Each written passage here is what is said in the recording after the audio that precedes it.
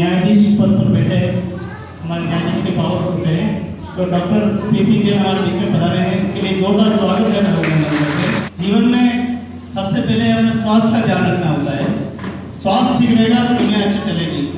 तो स्वास्थ्य के बारे में हमें जानकारी देने के लिए GBH अमरीगढ़ हॉस्पिटल जो कि कैंसर स्पेशलिस्ट यूनिट से हमारे यशोदा पड़ियाल जी बता रहे हैं। आपको आज कैंसर के बारे में, होने वाली बीमारी के बारे में बहुत जानकारी मिलेगी और ये बीमारी होती कैसे है, क्या इनके परिणाम होते हैं, किन किन चीज़ों की सावधानी रखनी होती है और कैंसर कितने प्रकार के होते हैं उसके बारे में आपको यशोदा पूरा ध्यान बताएंगे और इसकी बातों को आप ध्यान से सुनें। तो आज हमारा ये एक दिवसीय घरेलू कामगार महिला सम्मेलन होने जा रहा है, जिसमें उदयपुर क्षेत्र के आसपास की सभी कामगार महिलाएं और चित्तौड़गढ़ के आसपास की महिलाएं भी कार्यक्रम में सम्मिलित हुई है और उदयपुर के आसपास जैसे मावली गोविंदा आसपास के क्षेत्रों की भी कामगार महिलाओं ने भाग लिया है। मैं सभी का स्वागत और अभिनंदन करता हूँ। लाली मैडम आपको संस्था के बारे में जानकारी देगी, हमारी यूनियन क्या काम करती है, कैसे काम करती है, वर्तमान में कितने संगठन है, कितने सदस्य हैं, उसके बारे में जानकारी दें। नमस्ते, आप सबका स्वागत है। हमारा जो राष्ट्रीय घरेलू महिला श्रमिक संगठन के नाम से है, जो कि पूरे भारत के 17 राज्यों में चलता है। राजस्थान के 5 जिलों में अभी हमारा एनजीओ काम कर रहा है। हमारे राष्ट्रीय घरेलू महिला श्रमिक संगठन के राजस्थान में अभी तक 4000 से ऊपर मेंबर बने हुए हैं। हमारा एनजीओ जो घरों में झाड़ू पोछा बर्तन करने का काम करती है, उनके लड़ाई का काम करती है और उनको सही सरकारी योजनाओं की जानकारी, समूह के बारे में और आदि जानकारी समय समय पर उपलब्ध करानी है। का कार्यक्रम भी रखती है, जिसमें आप लोग आइए, आपको सारे कानून पता पड़ेगा कि हमारे क्या क्या कानून होते हैं, किस प्रकार से काम करना होता है, किस प्रकार से वेतन लेना प्राप्त करना होता है, किन किन चीज़ों की सुरक्षा हमें रखनी।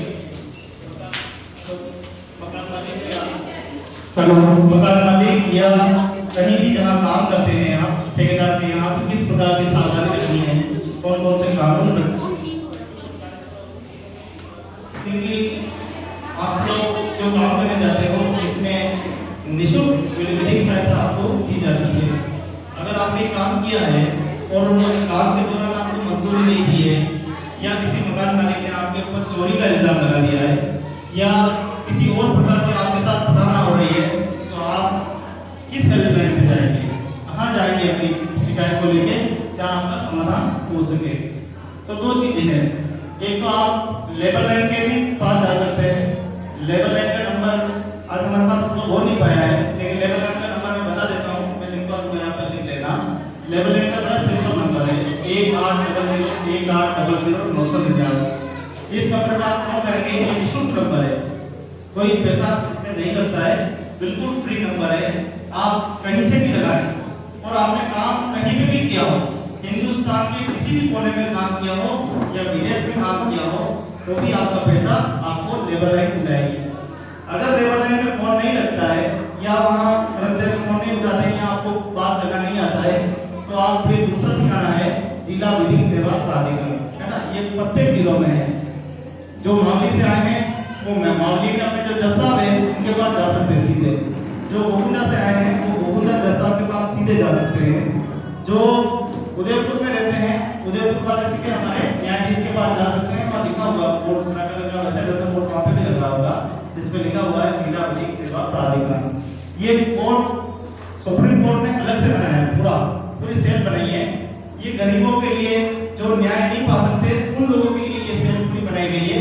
और इसमें एक जज को, पूरे जज को अलग विभाग दिया गया है। पूरे लोग जज को आप लोगों के हिसाब के लिए लगाया गया है कि आप समाज की सेवा कीजिए, तो कोई पैसा नहीं लगता। सबसे अच्छी बात है आप अपनी शिकायत एक कागज पे लिख के देंगे कि मैंने यहाँ काम किया, इस मालिक ने मुझे पैसे नहीं दिए, मेरे साथ मारपीट की, मेरे साथ गाली गलौज की, जो भी शिकायत है आपको एक पेपर पे लिख के देनी है। और उस पेपर का भी कोई पैसा नहीं है, वो भी फ्री है ना, अंदर से मिलेगा। आप शिकायत को दर्ज करेंगे, उसके बाद उस मकान मालिक ठेकेदार से न्यायालय संपर्क करेगा, तो न्याय है वो संपर्क करेगा और उसको बुलाया जाएगा। अगर दोषी पाया गया तो उसके बोलूँगे हितार्थ के लिए जितनी भी महिला थाने हैं, राजस्थान में जितने भी महिला थाने हैं, वहाँ पे भी आपको निःशुल्क विधिक सहायता दी जाती है। वहाँ आपकी एडवोकेसी, मध्यस्थता, रिपोर्ट लिखना या आपके पास कोई झगड़ा है, कोई बीच में नहीं है, तो वहाँ पे भी लोग, संस्थाएं और पुलिस प्रशासन मिलके आप लोगों को मध्यस्थता का काम करते हैं। ये भी विधिक सेवा के अंतर्गत ही होता है। आपको ये इतनी सी जानकारी होनी चाहिए, ठीक है। आगे हमारे एलजी भाई साहब बता चुके हैं, तो वो आपको सारे अधिनियम के बारे में बताएंगे। बाल विवाह अधिनियम क्या है, बाल श्रम अधिनियम क्या है, कन्या भ्रूण हत्या अधिनियम क्या है, इस पे कितने कड़े प्रावधान हैं, इनके कौन सी बात को ध्यान रखना चाहिए, वर्तमान क्या कहता है, भूतकाल क्या है, भविष्य क्या है, सारी बातें आपको एलजी भाई साहब आपको विस्तार से बताएंगे कानून के बारे में। तो मैं भी कोशिश करूंगा आप लोगों को स्थायी भाषा में जैसे भी हो मैं आपको समझाने की कोशिश करूंगा। हो महिला सम्मेलन हो, महिला प्रशिक्षण कार्यशाला हो, मेरा निवेदन है कि आप ज़्यादा से ज़्यादा इसमें भाग लें ताकि आपको ज़्यादा से ज़्यादा जागरूक होने का मौका मिल सके। और इसी उद्देश्य के साथ इस तरह के कार्यक्रम आयोजित किए जाते हैं। इसमें जिला बाल कल्याण समिति सदस्य एवं एडवोकेट श्रीमान हरीश जी पालीवाल साहब पधार चुके हैं। जोरदार तालियों से स्वागत है। मैं सभी मंचासी अतिथियों से निवेदन करूंगा कि आप सरस्वती माता को दीप प्रज्वलित करके सबके कार्यक्रम को पहले सरस्वती माता को दीप प्रज्वलित कराओ। आदरणीय मंचासी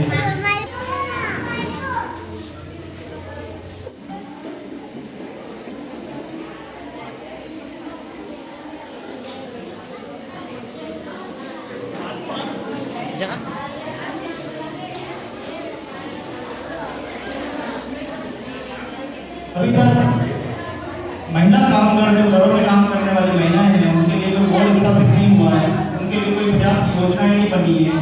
अभी तक तो सरकार ने इनको मजदूरी नहीं माना है। सरकार जब तक हमें मजदूरी नहीं मानेगी तब तक काम करने वाला नहीं है। एक बार हमारा मजदूर में रजिस्ट्रेशन हो जाए और हमें भी मजदूर की जो योजनाएं हैं उनका लाभ मिले तो हमें भी भविष्य आगे जाके अच्छा होगा। इसी उद्देश्य को लेकर पूरे भारतवर्ष में जो कामगार यूनियन है, महिला कामगार यूनियन, घरेलू कामगार, वो अपनी आवाज़ उठाती रहती है और लगातार सरकार के साथ सवाल करती रहती है। दिल्ली में बैठे हमारे बड़े यूनियन के लीडर नेता ये बड़ी आवाज़ उठाते हैं। कदर करें।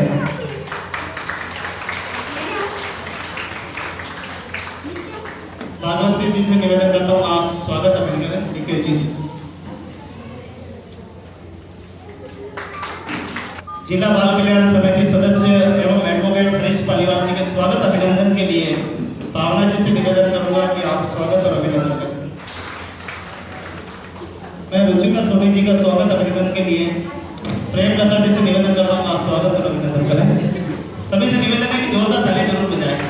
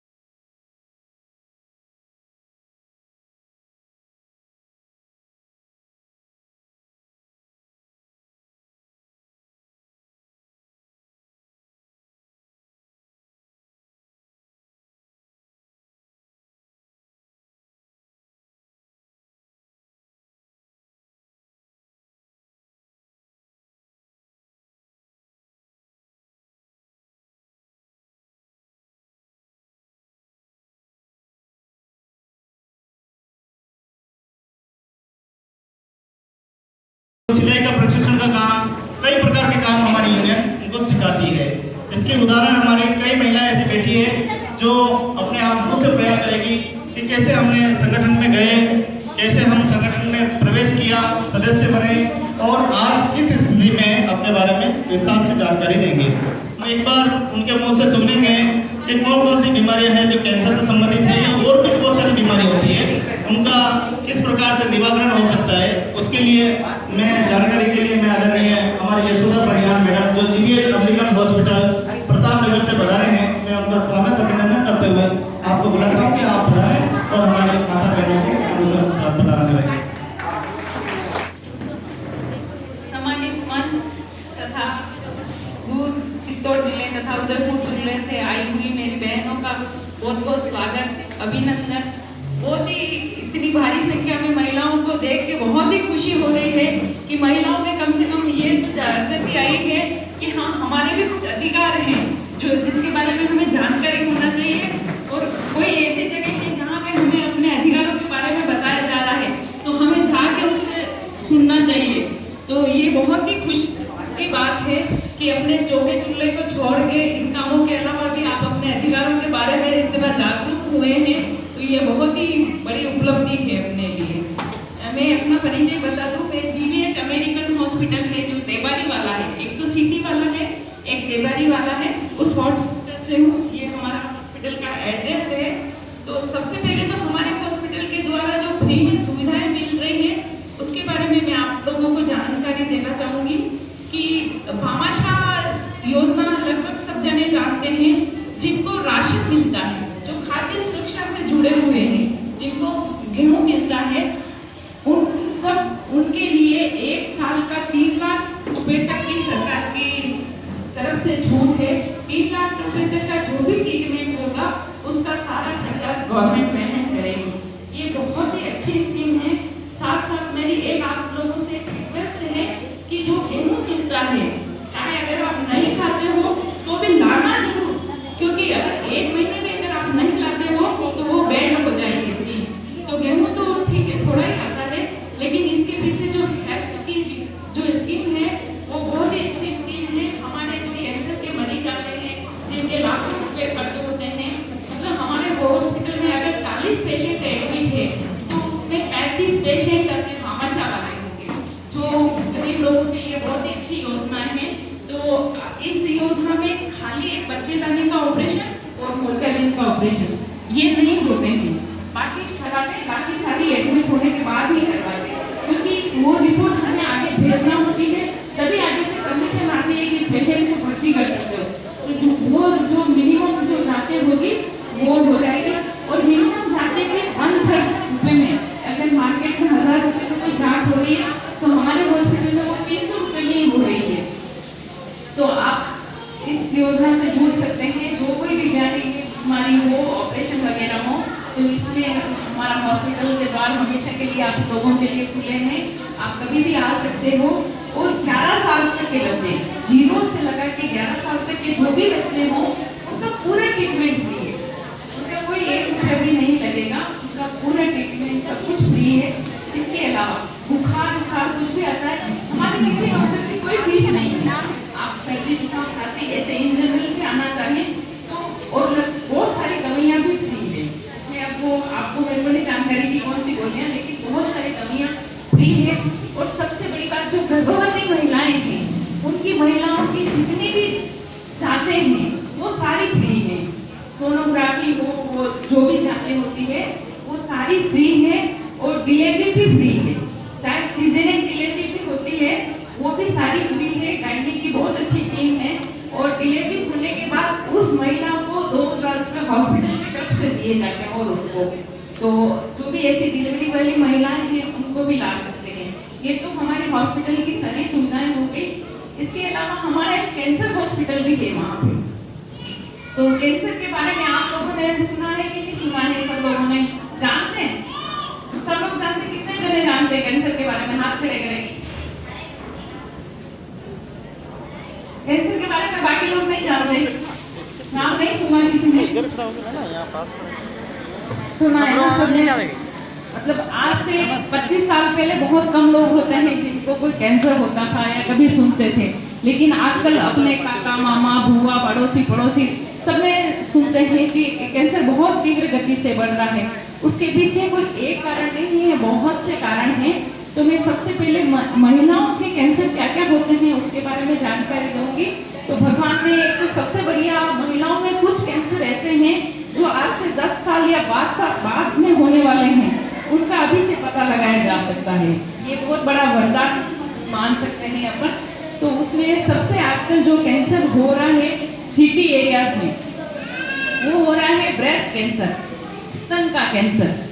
उससे स्तन कैंसर के होने के बहुत सारे कारण हैं कि बच्चों को दूध नहीं पिला पाते हैं, जो सर्विस करती महिलाएं हैं वो जो बच्चे को दूध पिलाना चाहिए वो नहीं पिला पाते हैं, या बहुत सारे चीज़ें होती है जिसके कारण स्तन कैंसर होता है, या पॉल्यूशन, पेस्टिसाइड वाली सब्जियां, कई सारे कारण हैं। तो उससे बचने के लिए अपने को ये है कि अपन 30 साल से ऊपर की जितनी भी महिलाएं हैं या वो सारे अपन खुद अपना डॉक्टर बन सकते हैं।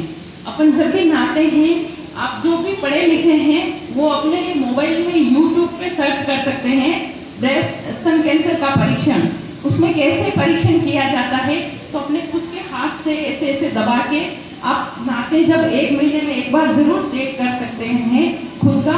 और आपको एक मक्खी के दाने जितनी भी गठान अगर लगती है तो आप तुरंत डॉक्टर के पास में जाके उसका चेकअप करा लीजिए, क्योंकि अगर वो छोटे स्तर पे है और पकड़ में आ जाता है तो 100% ठीक हो जाता है।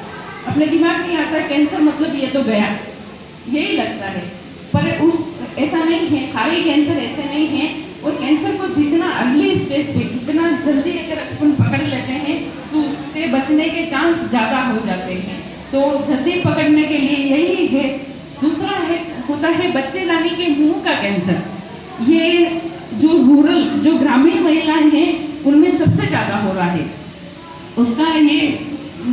उसकी पहचान ये है कि अपने महिलाओं में जो माहवारी आती है 1 महीने में एक बार आती है, लगभग 21 दिन के बाद कभी भी आ सकती है। लेकिन अगर 10 दिन के अंदर 1 महीने में 2 बार अगर महामारी किसी महिलाओं को आती है तो उसको तुरंत गायनिक मैडम के पास जाके अपना चेकअप कराना चाहिए। दूसरी बात, 50 साल के बाद महामारी या 60 साल की उम्र में महामारी बंद हो जाती थी। बंद होने के 1 साल बाद या 2 साल बाद अचानक फिर से महामारी आ जाए तो उसको ऐसे ही सोच के नहीं बैठना है, उसको डॉक्टर को दिखाना है। वो कुछ भी खतरा हो सकता है नहीं हो सकता है, तो अपने गायनोकोलॉजिस्ट या स्त्री रोगी विशेषज्ञ जो भी हैं उनको जरूर जाके दिखाना चाहिए। तथा जो वाइट डिस्चार्ज होता है सफ़ेद पानी, अगर बहुत सफ़ेद पानी बहुत बदबूदार अगर जाता है तो उसके लिए भी अपने को जो स्त्री रोगी विशेषज्ञ है उनको जाके संपर्क करना चाहिए, उनको बताना चाहिए, ताकि उसका एक चेकअप होता है और उस चेकअप के माध्यम से अगर अपने को कोई प्रॉब्लम है तो वो अभी से पता पड़ जाता है। हमारे यहाँ एक प्रोजेक्ट आया था जिसमें हमने 5000 महिलाओं का ये परीक्षण किया था फ्री ऑफ कॉस्ट। तो वो 2000 रुपये का एक टेस्ट था, तो हमने फ्री में किया। उसमें से 500 महिलाएं पॉजिटिव आई। सोचो कितना % बढ़ रहा है। उन 500 महिलाओं को हमने ला के ट्रीटमेंट किया फ्री ऑफ कॉस्ट। वो विदिन 5 मिनट का ट्रीटमेंट होता है, खाली ओपीडी बेस पे खाली आए, दिखाया और 5 मिनट में ट्रीटमेंट होके घर चले गए। तो एक 500 महिलाओं की जान बच गई। उनको नहीं पता था, वो उन्होंने बहुत आनाकानी भी, हम बीमार नहीं हैं, हम अच्छे हैं, हमको क्यों ले जा रहे हॉस्पिटल, हमें कोई बीमारी नहीं है। पर ये पता नहीं कि बाद में ये चीज़ हो सकती है। तो अपने को इस चीज़ को लापरवाही नहीं करना है। तथा अपने घरों में सब पुरुष अक्सर तंबाकू, गुटखा या शराब का सेवन करते हैं अक्सर, और कच्ची बस्तियों में ज़्यादा है। तो अपने को कोशिश करना है कि वो जरूर छुड़वाएं अपने घर वालों को। कम से कम एक लेडीज अपने अपने पति को या अपने बच्चों को या अपने जो भी परिवार के सदस्य को छुड़वाते हैं तो उनकी जान बच जाएगी, क्योंकि 90% कैंसर तंबाकू के कारण होते हैं। तो जिसके महीने में मुंह में छाला है लगातार 1 महीने से अधिक, उनको तुरंत डॉक्टर को दिखाना चाहिए, क्योंकि वो धीरे धीरे छाला अगर 2-3 महीने से ठीक नहीं हुआ तो धीरे धीरे वो कैंसर में परिवर्तित हो जाता है। तो इसलिए अपने को लापरवाही नहीं करना है, अपने को जल्दी से दिखाना है। साथ में खुद का स्वास्थ्य का भी ध्यान रखना है, और स्वस्थ रहेंगे तो सब कुछ काम अच्छे कर पाएंगे। एक औरत परिवार की धुरी होती है, पूरा परिवार उसी पे टिका हुआ होता है। तो सबसे पहले अपने को स्वस्थ रखना जरूरी है। काम के साथ साथ गोविंद जी ने हमको यहाँ बुलाया, आप लोगों से मिलने का मौका दिया, इसके लिए उनकी टीम को बहुत बहुत धन्यवाद। यशोदा मैडम ने बहुत ही अच्छे से बताया आपको कि बीमारी कैसे होती है, बीमारी से क्या क्या लक्षण हो सकते हैं। आपको पता है कि हम नंगे पैर चलते हैं, जमीन पे पैर बिना चप्पल से चलते हैं और हमारे पेट में कई प्रकार के कांटे और कई प्रकार के पत्थर चुभ जाते हैं, उस समय तो आपको दर्द नहीं होगा, थोड़ा सा होगा, लेकिन बाद में जाके एक दिन वो कैंसर का रूप ले लेते हैं। अंदर ही अंदर कीटाणु बनती रहती है। इसी तरह कैंसर की कोई परिभाषा नहीं होती। कैंसर क्या होता है? अगर आपको किसी ने खोपड़े में मार दिया डंडा, तो आप ये सोचोगे एक बार ठीक है मार दिया होगा, लेकिन जो वो धीरे धीरे वो खून है वो जमना चालू हो जाएगा, वही कैंसर बन जाता है। तो लापरवाही बरतना ही एक कैंसर है। लापरवाही नहीं बरत रहे। जब भी आपको लगे कि मुझे अस्पताल जाना है तो आप जांच करा के आइए। आपको पता है कि बहुत सी महिलाएं क्या होती है, गुस्सा करती है ना। गुस्सा करने में क्या है, फिर वो खाना नहीं खाती है 2 दिन तक, 2 दिन 3 दिन 4 दिन खाना नहीं खाती, और खाना नहीं खाने से उसको बीमारी कौन सी होती है पता है आपको? मैडम कौन सी होती है? खाना नहीं खाना। तो टीबी की बीमारी सबसे पहले लगती है उसको। जरूरी नहीं है शराबी को लगती है, दारूड़े को लगती है, उससे नहीं खाना खाने वाले को भी टीबी की बीमारी लग सकती है, उसको भी कैंसर हो सकता है, आते उसकी सुगड़ सकती है। बाद में वो जब भी खाना खाएगी उसका जी घबराना चालू हो जाएगा, उसको खाना खाएगा ही नहीं। कई तरह की बीमारियां, इसलिए आपको भले कितनी जैसा कि मैंने अपने कुछ महिलाएं कह रही थी कि वो सिलाई केंद्र चला रही है, कुछ कह रही थी कि वो अपने सामान की बिक्री करती है, कुछ पार्लर चला रही है। और भी मेरी सिस्टर से बात हुई, महिलाएं काफी रोजगार में जुड़ी है। बहुत खुशी होती है जब महिलाएं आगे बढ़ती हैं। एक सब आज के गांव में उसी महिलाएं हैं जिन्हें घर से बाहर नहीं निकाला जाता, जहां महिलाओं को जाना अच्छा नहीं समझा जाता, जहां महिलाएं आज भी घूंघट प्रथा को निभाती हैं, जहां महिलाओं को ससुर के आगे बोलने की इजाजत नहीं है, जहां महिलाओं को पति के आगे बोलने की इजाजत नहीं है, जहां महिलाएं 4 जनों के सामने ऊपर नहीं बैठ सकती, उनको नीचे बैठना पड़ता है, क्योंकि बहुएं हैं, बहुओं को नीचे बैठना चाहिए।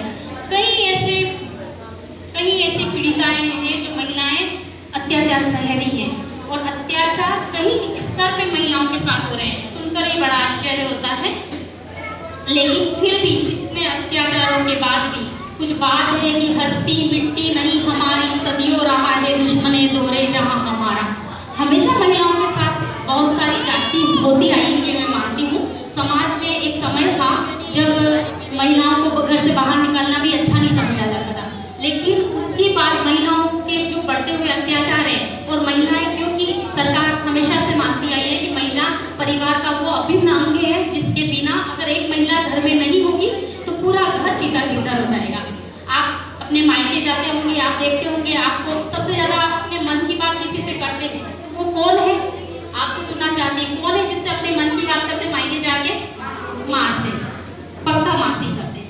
और अगर माँ कभी घर में नहीं होती या बाहर जाती है या वहाँ नहीं रहती तो आपको कैसा लगता है? उसका कैसा लगता है?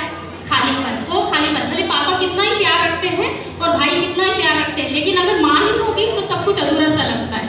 माँ के बिना कुछ भी अच्छा नहीं लगता है। तो माँ वो परिवार की धुरी है, बहनें वो परिवार की धुरी है, बेटियाँ वो परिवार की धुरी है जो एक समाज को, एक घर को लेके चलती है। बहुत अच्छा लगता है ये जानकर कि महिलाएं हर क्षेत्र में आज अग्रणी हैं, हर क्षेत्र में, हर कार्य के लिए, चाहे वो पढ़ी लिखी हो या नहीं पढ़ी लिखी हो। पढ़ा लिखा होना उतना जरूरी नहीं है जितना अपने आप का स्वाभिमान बरकरार रखना, अपने आत्मनिर्भर बनना जरूरी है। ठीक है, आप पढ़ी नहीं है, उसके पीछे कोई ना कोई विडंबना रही होगी डेफिनेटली, लेकिन पढ़ाई मतलब साक्षर होना, पढ़ाई करना और शिक्षा हासिल करना बहुत बहुत बहुत जरूरी है आज के समय के लिए। जरूरी नहीं है पढ़ाई लिखाई करके हम नौकरी करें या आगे उस हिसाब से ही बढ़ें, लेकिन पढ़ाई लिखाई से मतलब यही होता है कि हम अपने अधिकारों को समझें। आज सरकार आपके लिए कई तरह की योजनाएं चला रही है। आपको पता है कि आपके लिए बहुत सारी योजनाएं हैं, सरकारी डिपार्टमेंट से भी कई तरह की योजनाएं हैं। महिलाओं को आगे बढ़ाने के लिए सरकार अथक प्रयास कर रही है। जिला विधिक जो है वो आए दिन महिलाओं के लिए कोई ना कोई कैंप आयोजित करता है। उसके अलावा कई तरह के प्रतिकार से लेके और भी कई तरह की योजनाएं हैं जिनका लाभ महिलाओं को मिलना चाहिए। जो महिलाएं पीड़ित होती हैं, घर से प्रताड़ित होती है, उन महिलाओं को ऐसे कई लाभ सरकार महिलाओं को दिलवा रही है। बहुत अच्छा है अगर आपको इन सबकी जानकारी है। आपको पता है कि महिलाओं के साथ इसके बावजूद महिलाएं बहुत सारे अत्याचार सहती हैं, कई महिलाओं को छेड़ा जाता है, घर में कई तरह के शोषण होते हैं। मैं बाल कल्याण समिति में हूँ और बाल कल्याण समिति में आए दिन ऐसी बच्चियाँ आती हैं 18 साल से कम उम्र की कि आपको बिलीव नहीं होगा कि जिनके साथ कुछ ना कुछ सेक्सुअल हरेसमेंट, मतलब उनको छुआ गया किसी भी तरह से, उनके भाई, कजिन भाई, सगे कजिन भाइयों के द्वारा, उनके पिता के द्वारा, या कुछ ना कुछ ऐसा शोषण हुआ है, देती है।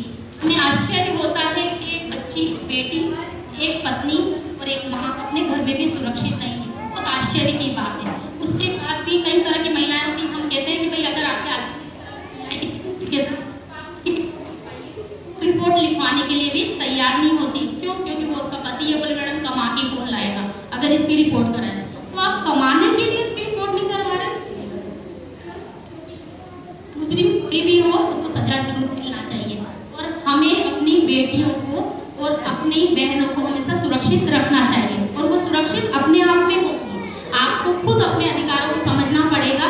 कोई आपको छूता है, कोई आपको बैड टच करता है, आपको उसका विरोध करना पड़ेगा। आप अगर विरोध नहीं करेंगे तो हर आदमी आपका फायदा उठाएगा, वो नहीं होना चाहिए। समाज काफी आगे है, समाज में कई पुरुष वर्ग और कई अच्छे बड़े एनजीओ और कई सामाजिक संस्थाएं महिलाओं के लिए काम कर रही हैं। महिलाओं के लिए उज्ज्वला योजना, महिलाओं के लिए स्वधार योजना, ऐसी महिलाएं, आपको पता है स्वधार योजना क्या है? पता है क्या किसी को? महिलाओं को पता है स्वधार योजना? नहीं पता? ऐसी महिलाएं जो घर से पीड़ित हैं, पीड़ित से मतलब सास ससुर मारते हैं, कंधे परेशान करती हैं, पति घर में रहने नहीं देता चाहता, अब वो महिला पढ़ी लिखी भी नहीं है, तो वो जाएगी कहाँ जाएगी? घर से निकाल दिया तो क्या करोगे? कहाँ जाते हो? घर से निकाल देते तो कहाँ जाते हो? पियर जाते हो। पियर जाते हो, तो पियर जाना समस्या का हल है क्या? है क्या? और अगर पियर वाले भी नहीं रखते तो महिलाओं को वो कहाँ जाती है? थाने में जाएंगे, पक्का। अब थाने में जाएंगे, थाने में रिपोर्ट कराएंगे। अब रिपोर्ट कराएंगे और अगर केस वेस चलता है उसके पति या परिवार के प्रति, वो तो लंबा समय लगता है। उस बीच महिलाओं को कोई मायके वाला भी नहीं रखना चाहता और ससुराल वाला भी नहीं रखना चाहता, तो उन्हें कौन रखेगा? कौन रखेगा? थाने वाला तो नहीं रख सकता है। थाने में रख सकता है? थाने में नहीं व्यवस्था करा सकता है? नहीं करा सकता, क्योंकि महिलाओं को तुरंत जो भी महिला सुधार गृह है उसमें डालना आवश्यक होता है। ऐसी महिलाओं को पेश किया जाता है। महिला सुरक्षा सलाहकार केंद्र चल रहे हैं, नारी निकेतन चल रहे हैं, ऐसी महिलाओं के लिए सुधार गृह चल रहे हैं। उन महिलाओं को वहाँ रहने की, खाने पीने की सबकी व्यवस्था होती है। उसके साथ साथ वो अगर किसी काम से जुड़ना चाहती हैं तो ये सुविधा भी सरकार हमें दे रही है। तो मेरा तो एक ही आग्रह है आपसे, काफी बात हुई है। यशोदा मैडम ने भी आप लोगों को स्वास्थ्य की जानकारी दी है। देखो शिक्षा बहुत जरूरी है, स्वास्थ्य महिलाओं का बहुत जरूरी है, क्योंकि आप ही अपने परिवार को लेके चलती हैं और कंधे से कंधे मिला के अपने हस्बैंड के साथ चल रहे हैं। बाकायदा आप अपने काम करते हैं, अपने बच्चों को पालते हैं, दो पैसे का घर में लाभ हो उसके लिए आप अथक प्रयास करते हैं। तो महिलाएं सशक्त है, महिलाएं कमजोर नहीं है आज के समय में, तो उन्हें कमजोर तो माना भी नहीं जाए। और आप सभी अपने आप में बहुत ही हिम्मत वाली महिला है, तो आपको सबको आगे बढ़ना चाहिए और ऐसे प्रोग्राम और ऐसी सुविधाओं का सरकार के द्वारा जो भी लाभ हो रहे हैं वो आप करिए और कराइए, बहुत बढ़िया बात है। और बच्चों से संबंधित जानकारी जो भी मिस्टर गुप्ता ने आपको दी है, जैसे कोई भी बच्चा प्रताड़ित है, पीड़ित है, बच्चा गुमशुदा है, बच्चा कुछ किया, बस में नहीं मिला नहीं बच्चा, तो क्या करोगे आप? कोई गुमशुदा बच्चा है, लड़का या लड़की मिलते तो आप क्या करते हो? थाने में देते हो? थाने में बात करते हो? या तो थाने में करते हो, नहीं तो एक नंबर है 109 है। क्या नंबर है? किसका नंबर है? चाइल्ड लाइन का नंबर है। किसका नंबर है? चाइल्ड लाइन का नंबर 1098। याद रखना आप लोग सभी। कोई भी बच्चा आपको ऐसा मिलता है जो घर से प्रताड़ित है, पीड़ित है, मिसिंग है, आपको पता है इसका कोई नहीं है, तो आप किसको सूचना देंगे? चाइल्ड लाइन को 1098 पे सूचना देंगे कि साहब हमें ये बच्चा मिला है। इवन आप अपने पड़ोस में भी कोई बच्चा अगर पीड़ित है ना, जैसे किसी की सौतेली माँ है या ऐसा परिवार जो बच्चों को खूब मारता है, अब आप सोचते हो कि भाई मैं बता दूंगी तो मेरा नाम आएगा तो मेरे झंडे लग जाएंगे, पास में कौन बोले?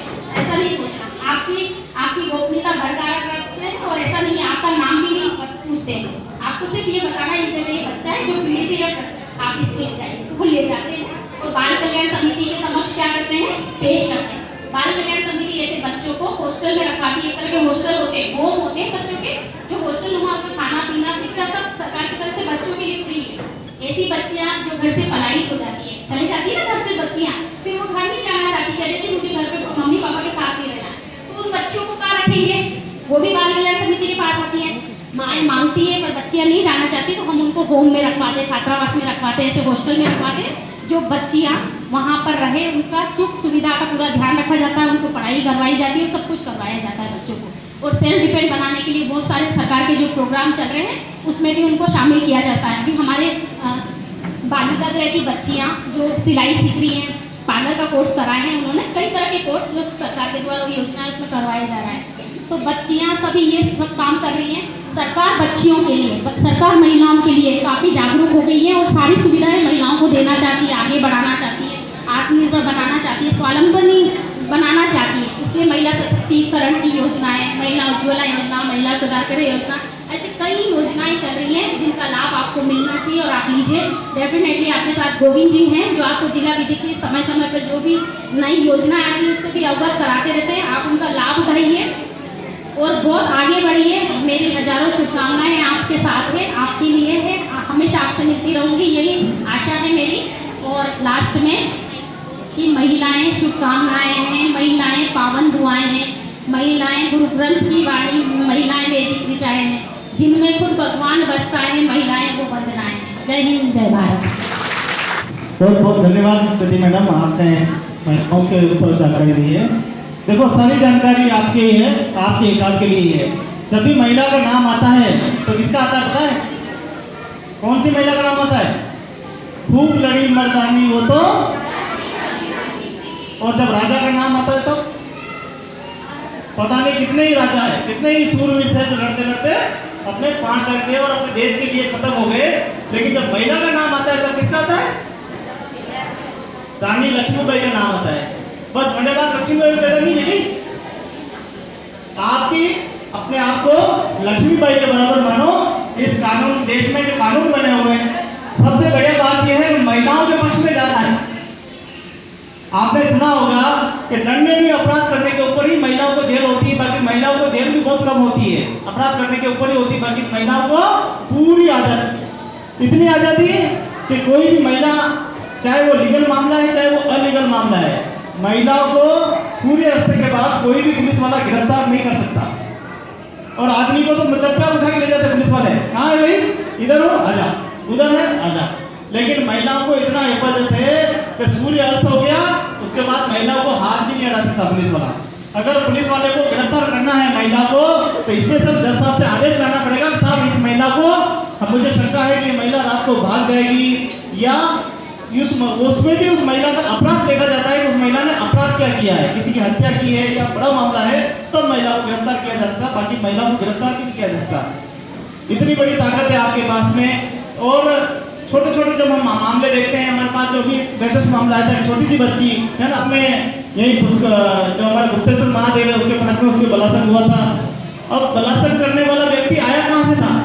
कोई America, Japan, London, Malaysia, Gujarat, Maharashtra से नहीं आया था वो। क्यों सर, ये देखिए कहाँ से आया था? वहीं का था, पास का ही। और कौन था? अपने ही समाज का आदमी था, अपने ही समाज का व्यक्ति था, और उसी की बहन बेटी नहीं लगती थी, वो कोई पढ़ाई नहीं लगती थी, लेकिन वो नशेड़ी हो गया था, लड़का नशे की आदी हो गया था।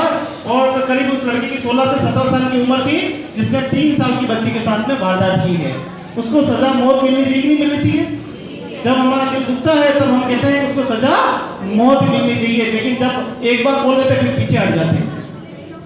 अभी अभी ताजा खबर आई है, 15 साल की लड़की थी, 10वीं कक्षा में एग्जाम देने गई थी, वापस आई नहीं। और बाद में जब परिवार ने इधर उधर ढूंढा तो 2 दिन के बाद उसकी लाश टुकड़े कर करके पूरा जंगल में फेंक के उसको पूरा पेट्रोल डाल के आग लगा दी, है ना। तो अर्थव्यवस्था में उसकी लाश पूरी मिली थी, हाथ पर सारे कटे हुए थे, और उस लड़की को बरामद, उसके पिताजी माताजी क्या हालत हुई होगी बताओ। अब हमें दोनों तरफ देखना पड़ेगा, जरूरी नहीं हमें लड़की की तरफ, लड़के की तरफ भी हमें ध्यान देना पड़ेगा। अगर कहीं लड़का अपराध में जा रहा है, हमें लगता है कि हमारा बेटा अपराध में जा रहा है या हमारा भाई है, तो उसको हमें रोकना पड़ेगा। हमारे बीच में आदरणीय पुनीत जी पधारे हैं, तो आपको संक्षेप में जानकारी देंगे कि जीवन कैसे जिया जाता है। तो मैं बहुत ही स्वागत और अभिनंदन करता हूँ आपका, आप पधारें और हमारी माता बहनों को स्वागत। मैडम जयंत गुप्ता साहब, पालीवाल साहब, सोनी, कीर्ति, पूरी टीम। मुझे आए हुए अभी उदयपुर में 3 साल मेरी पोस्टिंग को हुए हैं, ये 3रा साल अब शुरू हो जाएगा जून। इससे पूर्व मैं दिल्ली और हरियाणा में करीब 20-22 साल से पोस्टेड रहा हूँ, उससे पहले मध्य प्रदेश में काम किया है। आप सब मुझे जानते होंगे कि हमारे कैंप लगते रहते हैं बीच में। जीवन जीने की कोई कला तो मैं नहीं बताने जा रहा, क्योंकि इन्होंने बता दिया है कि अगर लड़ना भी है तो खाना खा के लड़िए, बिना खाना खाए लड़ेंगे तो आपकी सेहत खराब होगी। देखिए, बहुत बड़ा काम हो रहा है देश में घरेलू महिला श्रमिकों के लिए, लेकिन दुर्भाग्य ये है कि हमें श्रमिक का दर्जा नहीं दिया है, जो मेरी जानकारी है। आप अभी भी श्रमिक के दर्जे में नहीं आते, क्योंकि मैं दिल्ली से हूँ, इसलिए श्रमिकों की व्यथा करना मुझे बहुत अच्छे मालूम है। 40 लाख करीब अनुमान है, एक स्टडी जो भी की गई है, घरेलू महिला श्रमिक आपके जैसे हमारे जैसे लोग असंगठित क्षेत्र में जो कार्य कर रहे हैं, उनकी संख्या भारत में मजदूरों की संख्या करीब 40 करोड़ है, जिसमें से लगभग 40 लाख घरेलू महिला श्रमिक हैं और उसमें से भी करीब 2/3 महिलाएं हैं, पुरुष भी हैं जो घरों में काम करते हैं। मुझे नहीं पता है कि ये संस्था पुरुषों के लिए जो घरेलू सेटअप में काम कर रहे हैं उनके लिए कुछ काम कर रहे हैं नहीं, लेकिन ज़रूरी है कि पुरुषों को भी संगठित किया जाए जो घरों में काम कर रहे हैं। मजदूरी का दर्जा हमें नहीं मिला है, लेकिन कुछ राज्य ऐसे हैं, जैसे मुझे ध्यान है पश्चिम बंगाल एक ऐसा राज्य है जिन्होंने घरेलू महिला श्रमिक समिति को मान्यता दी है। पंजीकरण करना एक बात है, लेकिन मान्यता देना अलग बात है। मान्यता करने से अधिकार मिलते हैं। पंजीकरण कोई भी करा सकता है, लेकिन अगर आपको कोई मान्यता नहीं मिली है तो आपको कोई अधिकार मिलेगा नहीं। क्यों? क्योंकि आपको बातचीत के द्वारा अपने अधिकार लेने का अधिकार ही नहीं है।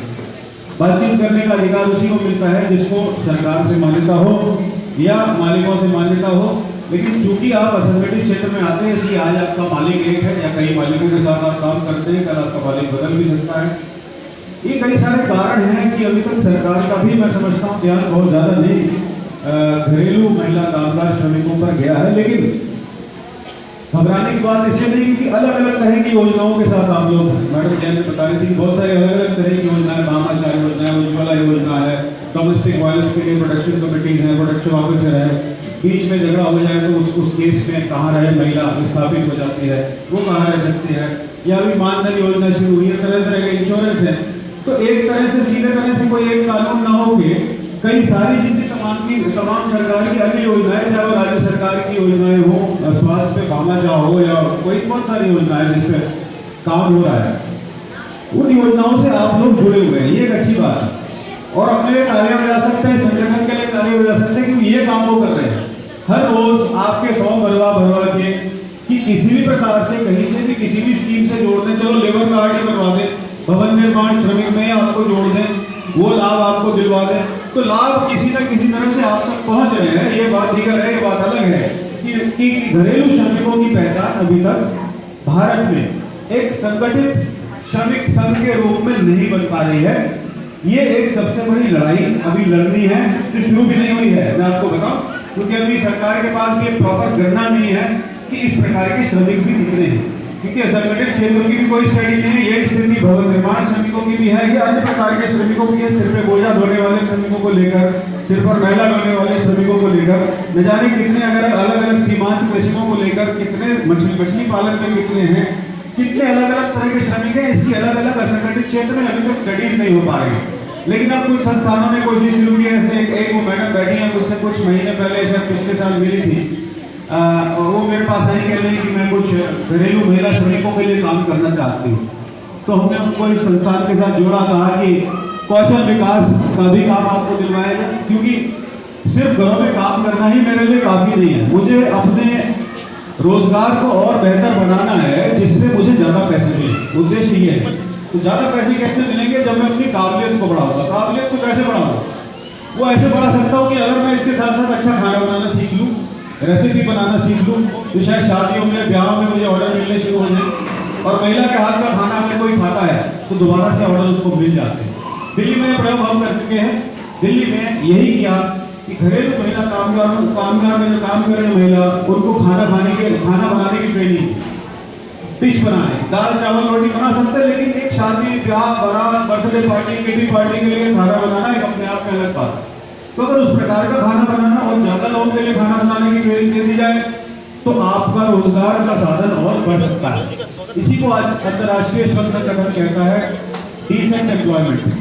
आपका एम्प्लॉयमेंट ऐसा और कितना अच्छा बने जिससे आप ज़्यादा पैसे कमाएं। इसी के साथ साथ बड़े शहरों में देखिए, दिल्ली में हमने प्रयोग किए हैं कि यदि आपको वैक्यूम मशीन चलानी आ जाए,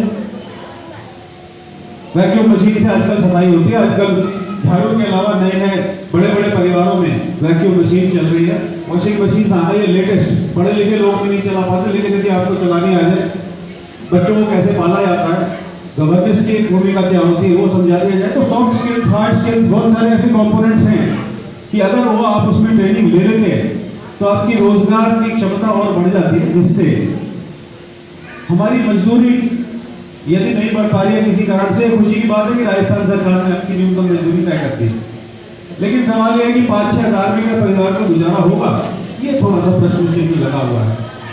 ये असंगठित क्षेत्र के साथ पूरे भारत में किसी न किसी प्रकार की समस्या बनी हुई। संगठित क्षेत्र ने अपनी यूनियन बना ली है, आज फैक्ट्री मालिकों के सामने बैठते हैं, अपनी मांग रखते हैं, एग्रीमेंट साइन करते हैं, सेटलमेंट हो जाता है और वो बोनस मिल रहा है, प्रोविडेंट फंड मिल रहा है, ESI की ये सारी सुविधाएं हमें कैसे मिलेगी? ये संघर्ष करना पड़ेगा।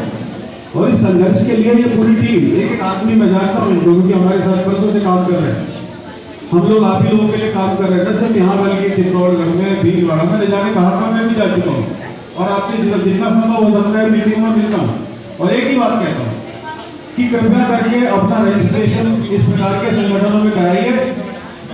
जब ये संगठन आपके साथ होंगे, आपकी शिकायतें उचित लोगों तक पहुंचेगी, आपके मुद्दे पहुंचेंगे लोगों तक और लोगों की जो आंख है, जो पहचान है, वो आपकी बनेगी उन लोगों के सामने। और जब लोगों को दिखेगा कि इतने लोग इकट्ठे हैं तो जरूर मुझे लगता है कुछ न कुछ रास्ते निकलेंगे, रास्ते निकल भी रहे। तो एक बार मैं समझता हूँ इस मौके पर कम से कम इस संगठन के कार्यकर्ताओं के लिए जोरदार तालियां बना। सिस्टर जी हैं, रेखा जी हैं, ये सारे लोग हैं, पूजा जी हैं, जितने भी लोग हैं, ये सब आपके साथ काम कर रहे हैं। इनका मनोबल आप बढ़ाइए, क्योंकि इस संगठित क्षेत्र में हर कोई काम करना चाहता है, असंगठित क्षेत्र में कोई काम करना नहीं चाहता। वहाँ पैसा है, यहाँ कोई पैसा नहीं है, लेकिन फिर भी कुछ मिशनरीज ऐसे हैं जो एक पूरी ज़ील के साथ काम कर रहे हैं, ऐसी भावना के साथ काम कर रहे हैं, दिन रात आपके साथ खड़े हुए हैं। तो उस भावना को आपका भी फर्ज बनता है कि उन लोगों को उत्साहित करें, उनका समर्थन करें, जिससे वो आपके लिए लड़ते रहें, क्योंकि अभी लड़ाई का रास्ता है, अभी आपकी पहचान नहीं है, माफ कीजिएगा, अभी भी कानूनी जामा है नहीं, अभी भी कहा जाता है डोमेस्टिक हेल्प। आपकी भूमिका कानून के नजरिए में अभी सिर्फ एक मदद की है। क्यों? क्योंकि आप काम करते घर में, घर कार्यस्थल है नहीं, क्योंकि कार्यस्थल है नहीं, इसलिए कोई भी योजना आपके ऊपर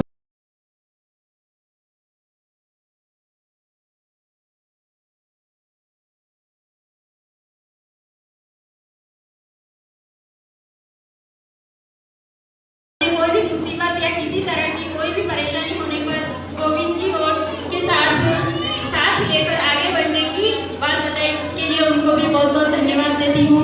और हमारे बुजुर्ग जो विमल जी पधारे हुए हैं, इनको भी बहुत बहुत धन्यवाद ज्ञापित करनी, तालियों के साथ उनको भी धन्यवाद देती हूँ।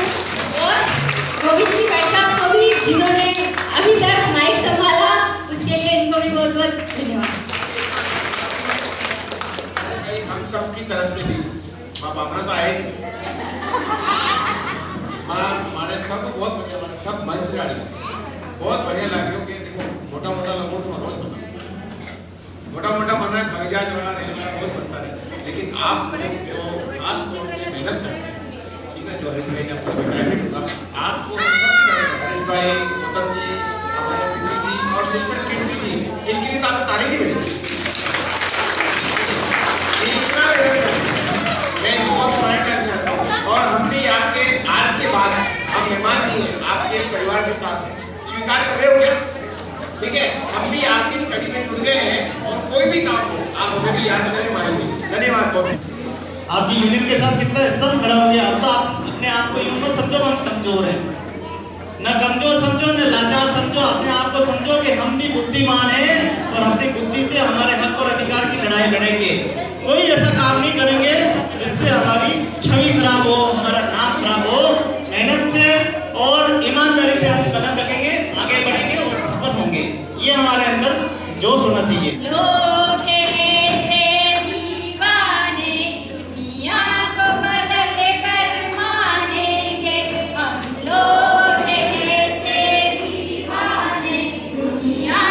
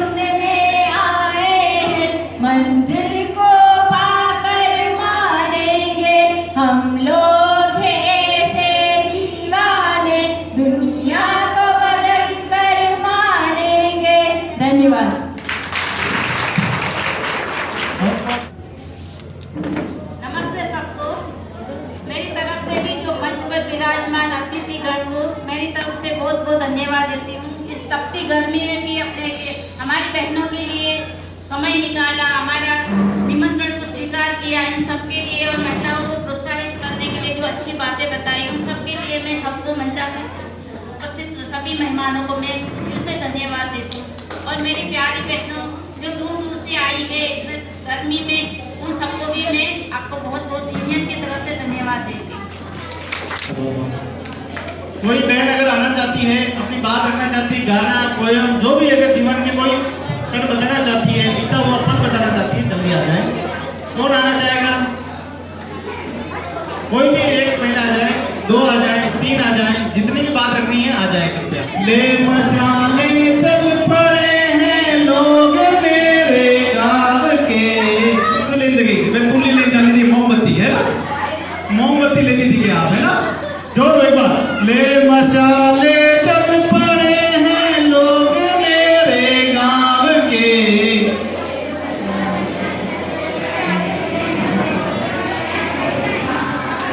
अरे अब अंधेरा जीत लेंगे लोग मेरे गाँव के।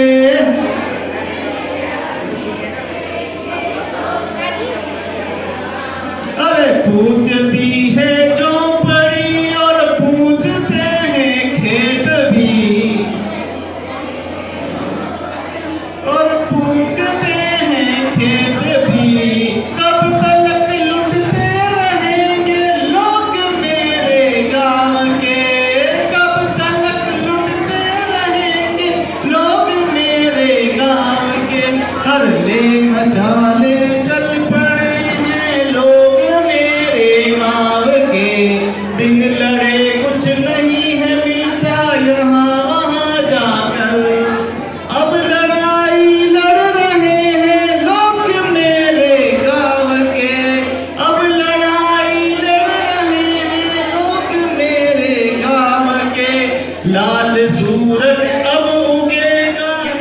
मजदूरों के कैंसर की बीमारी है, टीबी की बीमारी है, चाहे उसकी आंखें कमजोर है, उसको चश्मा देने का काम है, उसका ट्रीटमेंट का काम करते हैं, ताकि मजदूर का दिन है, मजदूर दिवस है, तो मजदूर जिंदा रहेगा तो मजदूर हो पाएगा ना, तो उसके मजदूर के लंबे जीवन की कामना करते हुए मेडिकल हेल्थ कैंप का आयोजन करते हैं। लगातार हमारे 3-4 वर्ष हो गए हम लोग यही काम करते हैं। और इसी दिन हम 1 मई के दिन मजदूर को जो योजना का लाभ नहीं मिल रहा है, उस योजना का लाभ कैसे मिले, उस मजदूर को उस अधिकारी से मिलाते हैं जहाँ उसका यह लाभ रुका हुआ है, उससे मिला के उसको लाभ भी दिलाते हैं, या अधिकारी को मीटिंग में बुला के मजदूर दिवस और उसको बोलते हैं इसका लाभ दीजिए। तो ये भी काम हमारी एक पहल है। और इस विषय में मैं जसोदा मैडम को बहुत बहुत धन्यवाद दूंगा कि आपने हमारे माता बहनों को जानकारी दी है। अगली कड़ी में मैं मंजू को बुलाना चाहूँगा, जो हमारी राष्ट्रीय घरेलू महिला कामगार यूनियन की जो सदस्य है उसको बुलाना चाहूँगा, वो अपने बारे में कुछ जानकारी देना चाहेंगे। मैं उनको माइक देता हूँ, बताएं संस्थान के बारे में पूरा। सब मैं नमस्ते मंजू रानी सब आए हुए मैंने बताइए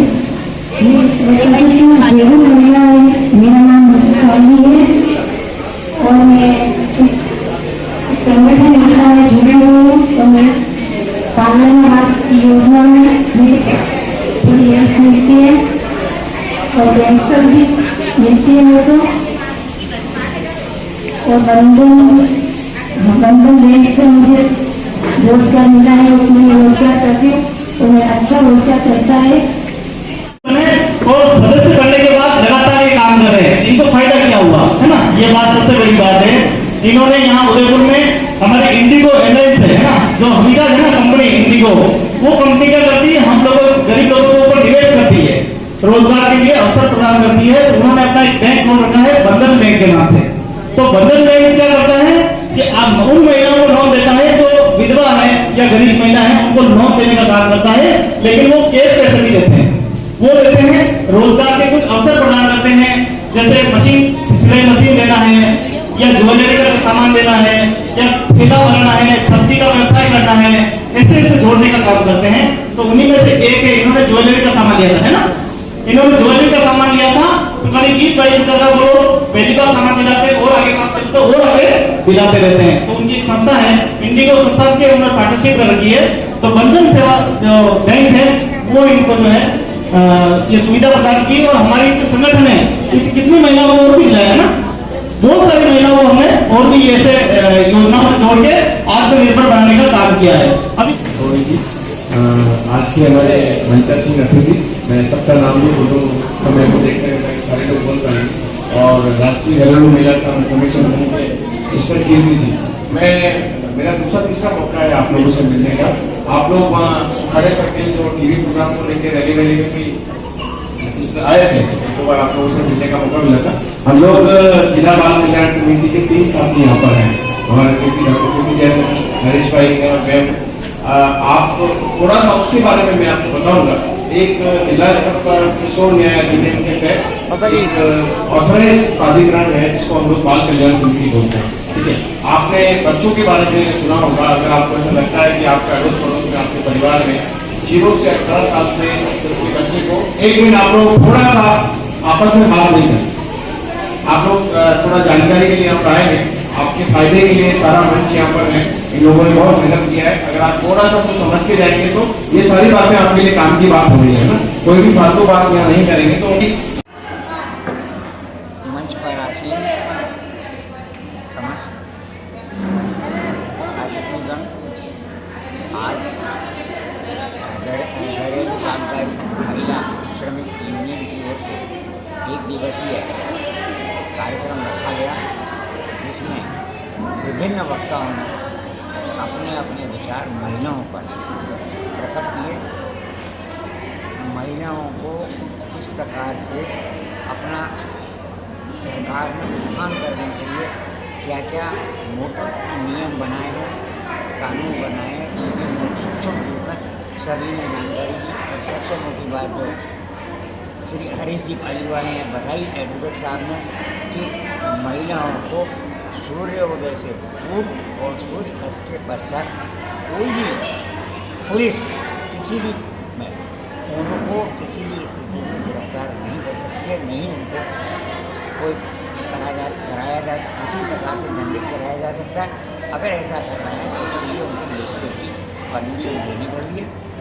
ऐसी स्थिति में महिलाओं को अपना बराबर हौसला रखना चाहिए, और कहीं भी किसी भी प्रकार की यदि उनको दुख, दर्द, तकलीफ या कोई भी अवांछनीय तक उनको मिले तो तत्काल उनको थाने में या महिला प्रकोष्ठ के अंदर अथवा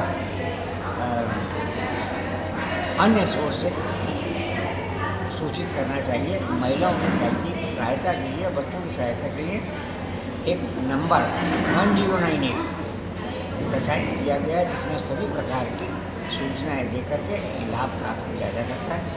इस आयोजन के लिए मैं और घरेलू कामकाजी महिला श्रमिक संगठन की ओर से सभी उपस्थित महिलाओं को और अतिथियों को स्वागत धन्यवाद करता हूँ।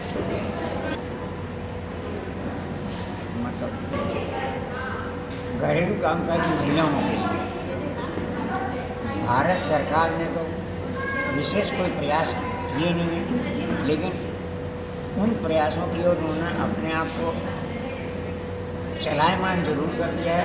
जबकि राजस्थान सरकार और कुछ राज्य सरकारों ने केवल घरेलू कामकाजी महिलाओं के लिए मिनिमम वेज लागू कर दिया है, फिक्स कर दिया है, लागू कर दिया। इससे घरेलू महिलाओं को थोड़ा बहुत हौसला बढ़ा है। ऐसी स्थिति में हमने सब यूनियन ने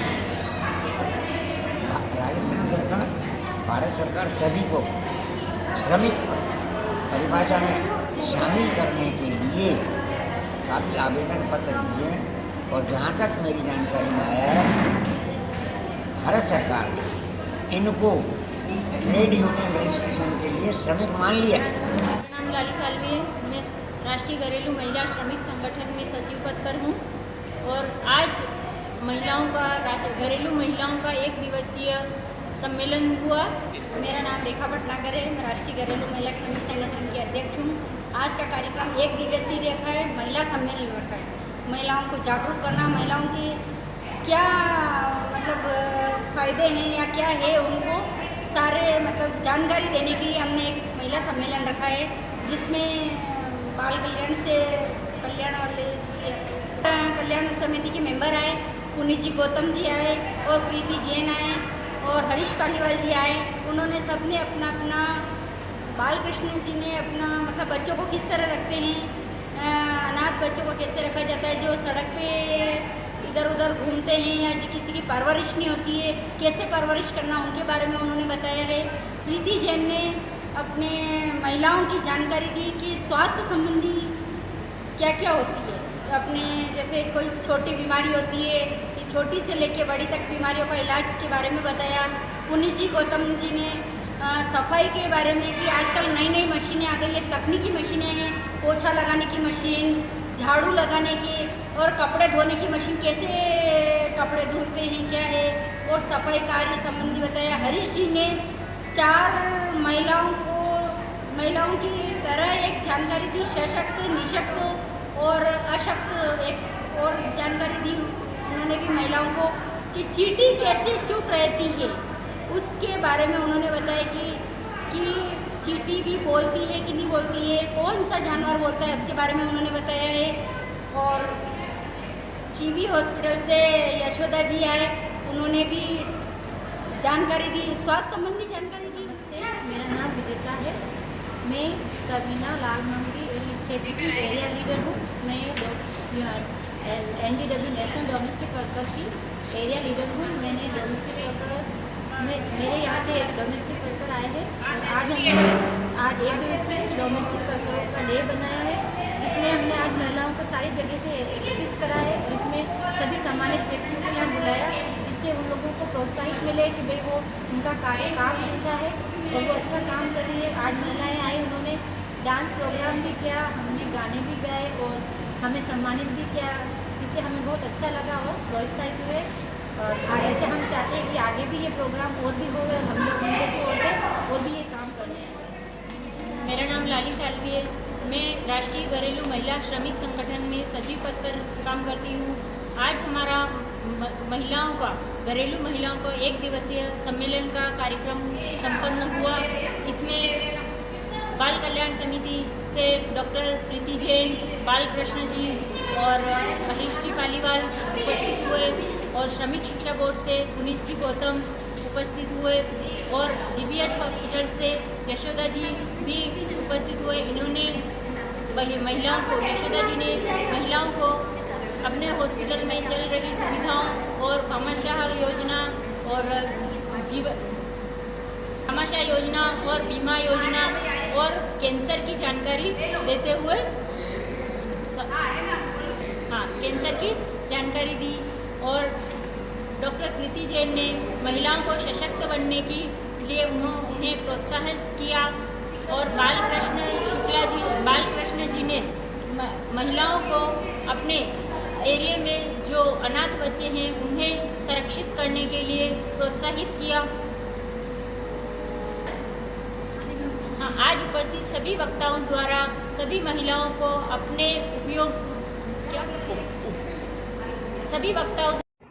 नमस्कार मित्रों, राष्ट्रीय घरेलू कामकाजी महिला श्रमिक संगठन 1 दिवसीय सम्मेलन का आयोजन किसान भवन के पास पेटेल मैसेज हॉल में संपन्न हुआ। राष्ट्रीय घरेलू महिला श्रमिक संगठन प्रदेश समन्वयक सिस्टर कृति ने बताया कि कार्यक्रम के मुख्य अतिथि जिला बाल कल्याण समिति के अध्यक्ष डॉक्टर प्रीति जैन थे। विशिष्ट अतिथि श्रमिक शिक्षा बोर्ड विकास बोर्ड के पुनीत गौतम जी थे। जिला बाल कल्याण समिति सदस्य बालकृष्ण गुप्ता एवं समाजसेवी विमल जैन एवं GBH अमेरिकन हॉस्पिटल के यशोदा पणिहार एवं समाजसेवी रुचिका सोनी एवं मुख्य वक्ता जिला बाल कल्याण समिति सदस्य एवं एडवोकेट हरीश पालीवाल थे। कार्यक्रम का संचालन जिला विधिक सेवा प्राधिकरण के पैरालीगल वॉलंटियर गोविंद लाल ओड़ ने किया। सम्मेलन में कार्यक्रम सरस्वती वंदना विद्यार्थी कुमकुम ओड़ द्वारा की गई। सम्मेलन में उदयपुर शहर के आसपास क्षेत्र की घरेलू कामकाजी महिलाएं एवं बागवानी से जुड़ी महिलाओं ने भाग लिया। सम्मेलन में उत्कृष्ट समाज सेवा का कार्य करने वाली महिलाओं को सम्मानित किया गया, जिसमें मंजू, सोनिग्रा, लक्ष्मी चौहान, ममता, श्यामा मेघवाल, अनीता मेघवाल, भागवंती बावरी, मीना मेघवाल, नर्मदा, सुंदरबाई, मंजू गमेती, बबीता, बसंती, नर्मदा, विजेता बिष्ट, नूरजहां, रेखा धोबी। इसके साथ ही घरेलू महिला संगठन से जुड़े चाइल्ड क्लब के बच्चों को भी सम्मानित किया गया।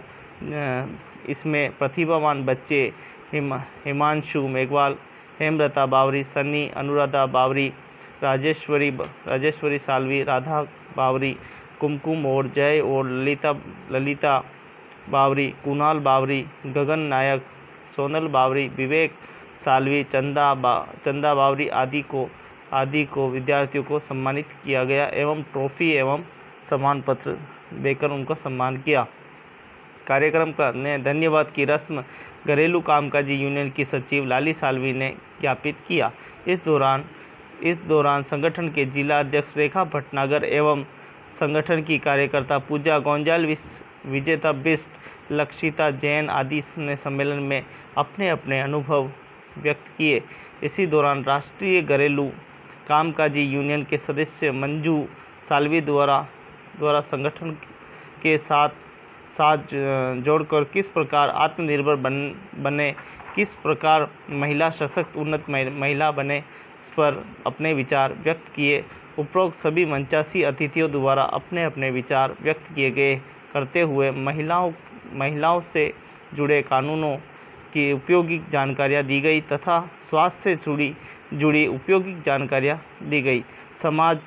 सामाजिक सुरक्षा से जुड़ी उपयोगी जानकारियाँ भी दी गई एवं मुसीबत में फंसे महिलाओं एवं बच्चों एवं बालिकाओं के लिए संचालित सरकार द्वारा निःशुल्क टोल फ्री नंबर के बारे में भी, योजनाओं के बारे में भी जानकारियाँ प्रदान